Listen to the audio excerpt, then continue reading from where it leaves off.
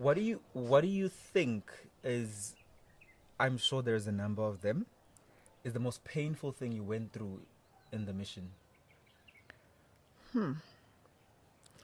For me, the most painful thing was when I'll say that was the beginning of rejection.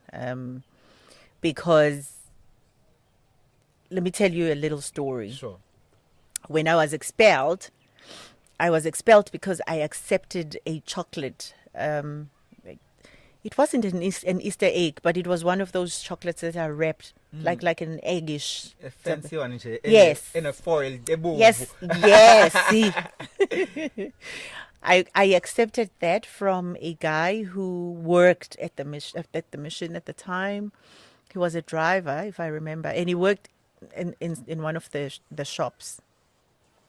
He gave me a chocolate because he worked at some point with my father. So kumina, he was a big brother, or he was like ubaba. Okay. And Betula, he sang in the choir number 2. You won't understand that, but there's a hierarchy. There's choir number 1 where those are co-workers. Then there's choir number 2. Those are people that are upright standing, but they're not just at the point where they are able to do those confessions, Okay. Yeah. So, but they are almost ready to be co-workers. So he was at that choir. So I was safe with him, I thought. And he gave me a chocolate. I accepted the chocolate. As I accepted the chocolate, one of the co-workers who was a teacher at the school, he was a maths teacher, he went past and saw the exchange. He was ringing the bell for supper.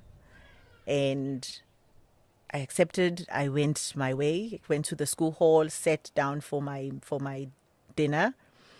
And I hadn't put in 3 spoons of amasi of that night, which was the meal of that night. And somebody walked in and said, "You are requested to go to the waiting room." Waiting room was notorious. If you go to the waiting room, there's something that has not gone right. So, but I'm like, I didn't do anything. So when I get there are 4 men there who are like, you are in a relationship with the guy who gave you a chocolate. We have a recorded tape. How old are you at this point? I am 15. Okay. Or I'm 14 turning 15. I'm confused because they have a recorded tape. I'm like, I didn't see him recording me. But even if he recorded, it can't be me because we exchanged nothing in words that was suggesting that he was wooing me in any way. But okay, these adults are saying that they have evidence against me. I'm like, okay, no, then in that case, just call him so he can speak for himself. And that was another crime that I'm telling the adults how to handle the a issue. situation. Yeah. The long and short of it, that is why I was expelled. It was a lie. I didn't do anything. So for me, I felt betrayed by the system. I felt rejected.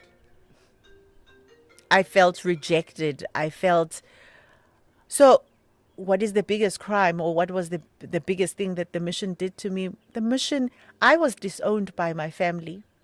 I was excommunicated from the church. Your entire family was or is in the mission? Well, my nuclear family, which is Yes. my mom, dad, and my. yes. So when my dad's parting shot was, if we happen to meet wherever we meet, we will treat each other as people who know each other, but I am no longer your father At from 15? this point At onwards. 15? At 15. Excommunicated from your family at 15? Yes. And your father's psyche is so conditioned Yes. that he says, you are not my daughter Yes. anymore because your behavior is untoward. Yes. And guess what? He was not even told what the issue was. He was only told that I speak back I'm just unruly. I have the spirit of 1976. That's what he was told. And I think my parents also had, you know how when you go to white schools, you start to question things, you start talking back. So I think Nabo, they were like, hey, nathi le ngane isixakile. So, you know, so there was a disconnect. You know, I remember we'd go home and my mom, I started speaking a lot of English because for me it was fascinating. Yes, yes. And my mom is not learned. She didn't even go past, I think my mother was just taught to write her name. And so now she has this mlungu in the house and who's excited about her new life. And I think Nabo, they were like, hey, Nati, so when that happened, it catches them at a time when they are trying to figure the same children they took to school who are now becoming more than they bargained for. So a lot of the changes that were happening to us, I think our parents were not keeping up, you know. I mean, where do you go at 15 when you're kicked out? So that night I was supposed to go home. And the clever me decided I'm going to leave before my parents leave, so that, because I know that they are just putting a front for the mission, but when we are outside they're going to pick me up. So I leave and I'm walking. I see them coming from. So your parents don't live in the mission like everybody else? No. Okay. Yeah. So I see them coming. I'm like, okay, they're going to pick me. They were driving an Isuzu. No, it was a Toyota van. And Haibo, they're passing. Okay, they are really, they pass. And I'm like, what is going to happen to me? I kept walking and I thought I was going to hitchhike, but I don't know how to hitchhike. I'm scared. And I'd been beaten on the legs and I had blisters from the beating. So I went and I sat under the tree, not very far from the mission. Well, I could still see the mission, but it was quite a distance to walk. I sat there because I couldn't take the sun beating on my legs with the blisters. Apparently, the guy, one of the taxi drivers who had passed a few times saw me.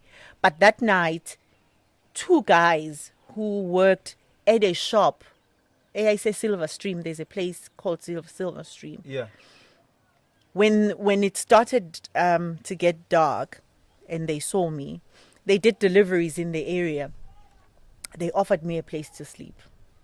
And they gave me supper for the night. And in the morning, they told me to leave early because the boss, if he sees that they had a girl in there, both of them in the same room, they gave me the bed, and God was just good. And I didn't think about being raped. I didn't know if there was anything like that. And so they gave me the bed, and in the morning they told me to leave early so that their boss doesn't see me. I went to the same spot and I sat there. So the guy who had seen me the day before, Mr. Mkwanazi, unfortunately he's late now, he said, he stopped and he asked what was wrong, why I was seated there, did I sleep there?